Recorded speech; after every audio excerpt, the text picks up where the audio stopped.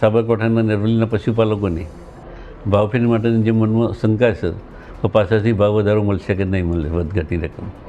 તો દર વર્ષની પ્રણાલિકા પ્રમાણે ઓડિટ પૂરું થયા બાદ સાધારણ સભા મિટિંગની અંદર ભાવની જાહેરાત કરીએ છીએ. ત્યાર પછી ભાવફેર ચૂકવતા આવીએ છીએ. 45,960 પ્રમાણે જે સભાસદોને ભાવ મળીને 11મી તારીખે ખાતામાં નાખ્યા છે અને બાકીની રકમ જનરલ સભાની મિટિંગ બાદ વધઘટની રકમ ચૂકવી આપવામાં આવશે.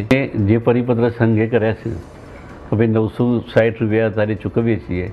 બાકીની રકમ એજીએમ પાસે ચૂકવવામાં આવશે જનરલ સભાની મિટિંગ બાદ.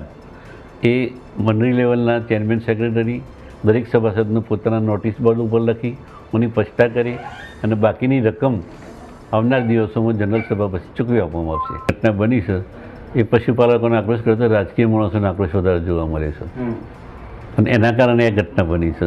એટલે આ ઘટનાને અમે દુઃખદ ગણીએ છીએ, વખોડી કાઢીએ છીએ.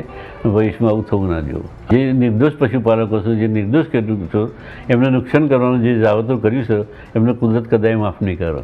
પ્રણાલિકાનું ઉલ્લંઘન કરવાનું કામ સાબરડેરી તરફથી નથી થયું. એમડીસીએ પણ આગલા દાડે નિવેદન કર્યું હતું. આપણે ટેલિફોનના મીડિયા મારફતે મેસેજ મૂકેલા હતા. સાબરડેરી માણસ દુઃખદ વસ્તુ છે, આ વસ્તુ ના બનવી જોઈએ.